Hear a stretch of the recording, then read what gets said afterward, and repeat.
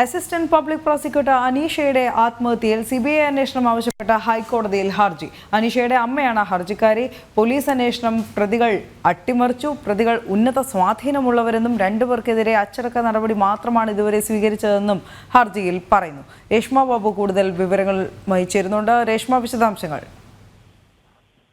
കൊല്ലം Paravur municipal magistrate കോടതിയിലെ APP അനീഷയുടെ ആത്മഹത്യയിൽ CBI അന്വേഷണം ആവശ്യപ്പെട്ടുകൊണ്ടാണ് അമ്മ പ്രസന്ന നിലവിൽ ഹൈക്കോടതിയെ സമീപിച്ചിരിക്കുന്നത്. ഹർജിയിലെ പ്രധാനപ്പെട്ട ആരോപണം എന്ന് പറയുന്നത് ഈ പോലീസ് അന്വേഷണം അട്ടിമറിക്കുന്ന ഒരു സാഹചര്യം ആണുള്ളത്. ആരോപണ വിധേയരായിട്ടുള്ളവർ ഉന്നതരാണ്. അവർ സർക്കാരിൽ സ്വാധീനം ഉള്ളവരായതുകൊണ്ട് തന്നെ അന്വേഷണം അട്ടിമറിക്കപ്പെടുന്നുണ്ട്. അതുകൊണ്ട് CBI പോലെയുള്ള ഒരു അന്വേഷണ ഏജൻസി കേസ് ഏറ്റെടുക്കാനായിട്ട് ഹൈക്കോടതി നിർദ്ദേശം നൽകണമെന്നുള്ളതാണ് അമ്മ ഹർജിയിൽ പറയുന്നത്. മാത്രവുമല്ല, നിലവിൽ ആരോപണ വിധേയരായിട്ടുള്ള DDP, കൊല്ലത്തെ DDP ആയിട്ടുള്ള വ്യക്തിയും അതോടൊപ്പം തന്നെ മറ്റൊരു അസിസ്റ്റന്റ് പബ്ലിക് പ്രോസിക്യൂട്ടറും അച്ചടക്ക നടപടികൾ മാത്രമാണ് നേരിടുന്നത്. ഇരുവരെയും സസ്പെൻഡ് ചെയ്തിട്ടുണ്ട്. മറ്റ് വകുപ്പ് തല നടപടികൾ മാത്രമാണ് നേരിടുന്നത്. ഈ ഒരു സാഹചര്യത്തിൽ അവർ രേഷ്മ ബാബുവാണ് വിശദാംശങ്ങൾ നൽകിയത്.